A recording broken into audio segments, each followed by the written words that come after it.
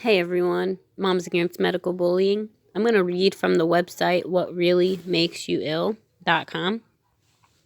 This article is titled Smallpox, Dispelling a Popular Myth. And here's a quote by T.C. Fry that says, "At some point in the future, the infectious disease contagion theory will go down as the greatest hoax in history. There is a popular myth that smallpox was responsible for the devastating loss of life suffered by the indigenous peoples of America because it was carried there by Europeans. Variations of this story also refer to other diseases carried to the New World by the Spanish initially and later by the Portuguese and the British. These diseases included measles, influenza, bubonic plague, diphtheria, typhus, cholera, scarlet fever, chickenpox, yellow fever, and whooping cough. It is commonly asserted, however, that smallpox was responsible for the greatest loss of life. Within this myth are a number of interrelated assertions, one of which is that none of these diseases had previously existed in the New World. Another is that because these diseases were new to them, the indigenous people had no immunity and were therefore unable to offer resistance to infection with the germs carried by the Europeans. The inevitable conclusion, according to the myth, is that millions of people became infected and therefore succumbed to and even died from the diseases the germs are alleged to cause. However, nothing could be further from the truth. Although the main reason this myth is false is because it is based on the fatally flawed germ theory, its assertions can also be shown to be in direct contradiction of a number of the claims made by the medical establishment about infectious diseases. One of these contradictions arises because few of the diseases alleged to have been carried to the New World are regarded as inherently fatal, but they are claimed to have caused millions of deaths. Yet, if these diseases were so deadly to the indigenous peoples, how were any of them able to survive? As there clearly were survivors. It is claimed that the crews of the ships that arrived in the New World spread their diseases easily because they are highly contagious. It is also claimed that these sailors remained unaffected by the germs they carried throughout the long voyages across the Atlantic Ocean. Although some people are claimed to be asymptomatic carriers, it is highly improbable, if not impossible, that every crew member of every ship that sailed to the New World would have merely carried the germs without succumbing to the diseases. The most common explanation offered for the failure of the crews to succumb to these diseases is that they developed immunity to them. But this explanation is highly problematic.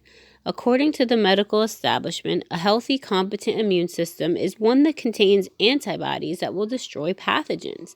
Therefore, if the European sailors were immune to all these diseases due to the presence of the appropriate antibodies, their bodies would not contain any germs.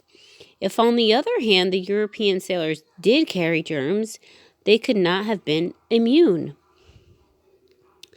It is not the purpose of this discussion to deny that millions of people died, but to refute the claim that they died from infectious diseases, especially smallpox, because they had no immunity to the germs transmitted to them by Europeans. This refutation means, therefore, that they must have died from other causes. Fortunately, historical research has uncovered evidence of the existence of a number of causal factors that would have contributed to the devastating loss of life in the New World after 1492. One source of research is the work of historian Dr. David Stannard, Ph.D., who studied contemporary writings during his investigation of the history of the discovery of the New World. The research is documented in his book entitled American Holocaust, The Conquest of the New World, in which he reveals many pertinent factors, not least of which relates to the conditions in which most Spanish people lived during the period prior to the first voyages to the New World. He explains, quote, Roadside ditches filled with stagnant water served as public latrines in the cities of the 15th century, and they would continue to do so for centuries to follow. End of quote. These conditions are strikingly similar to those that prevailed in many European countries during the same period. The majority of the people lived without sanitation or sewers. They lived with their own waste and sewage. Those who lived in towns and cities had limited, if any, access to clean water, which meant they drank polluted water and rarely washed themselves. The majority of the populations of these countries were also extremely poor and had little to eat.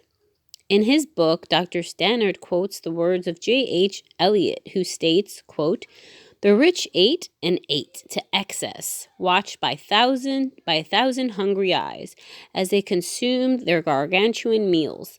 The rest of the population starved." End of quote. Insufficient food that leads to starvation is certainly a factor that contributes to poor health, but eating in excess can also be harmful to health, which means that the rich would not have been strangers to illness either. It is not merely the quantity of food, whether too little or too much, that is the problem. Of far greater significance to health is the quality of the food consumed. The conditions in which the native populations of the New World lived were by comparison strikingly different.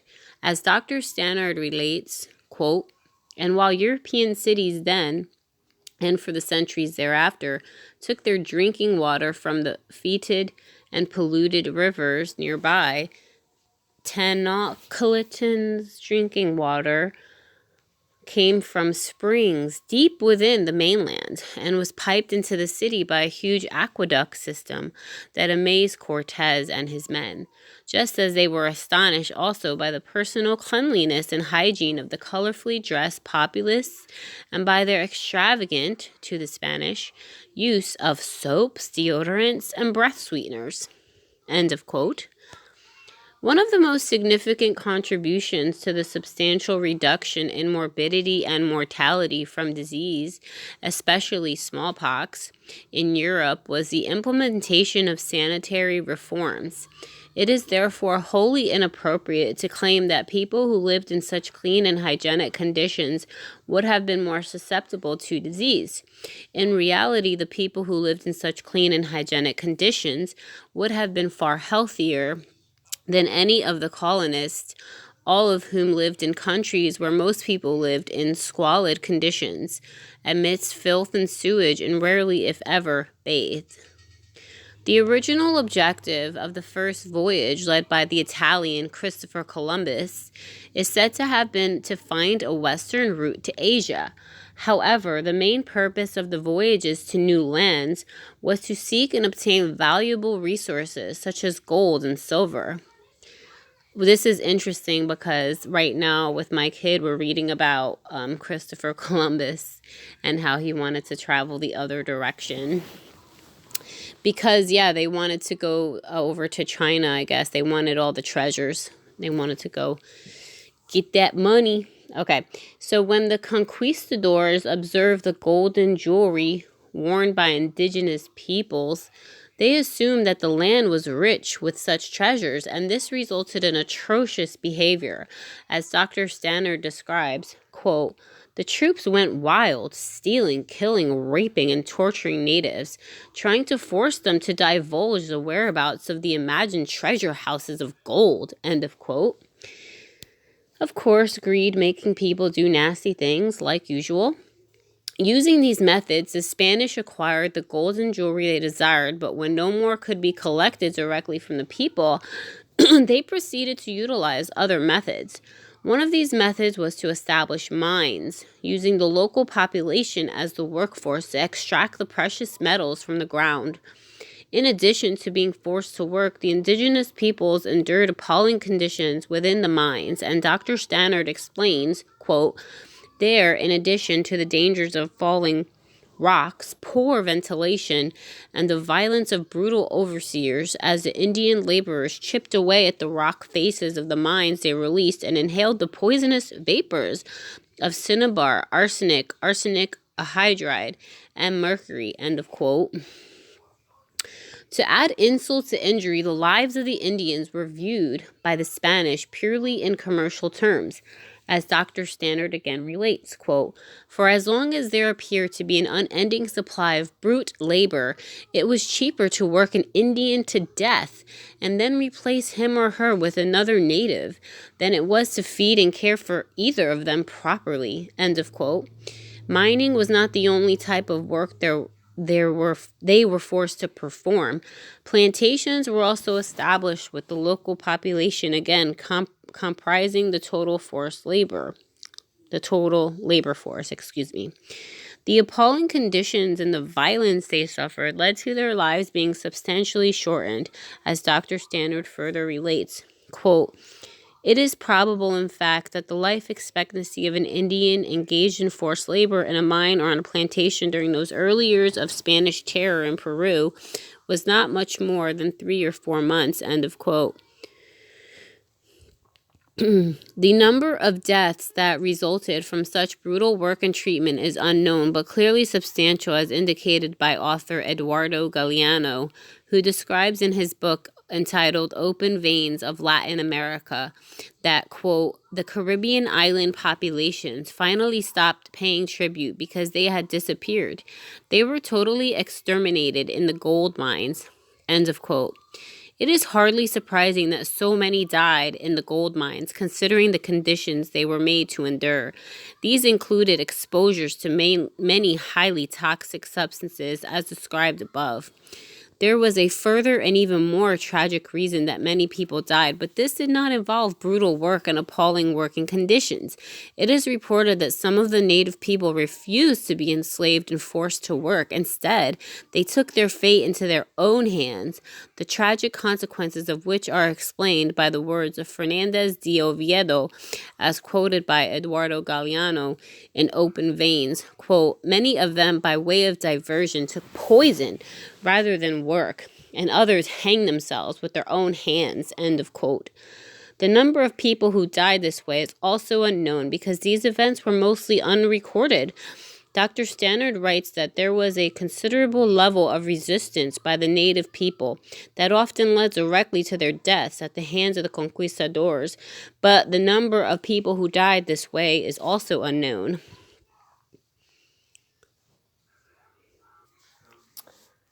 Dr. Stannard states that diseases were also a factor that caused the deaths of many of the indigenous people. Unfortunately, in this claim, like the overwhelming majority of people, he has clearly accepted the medical establishment claims about infectious disease. Although this reference to diseases must be disregarded, Dr. Stannard's research is otherwise based on documented evidence. For example, he refers to eyewitness accounts written by people such as Bartolomé de las Casas about the atrocities that devastated the native population. Dr. Stannard also refers to documented reports which state that many tens of thousands of indigenous people were directly and deliberately killed. He refers to these as massacres and slaughters. Dr. Stannard records that many native people attempted to retaliate but were invariably unable to overpower the conquistadors, who had superior weapons. Many of them died as a result of these battles.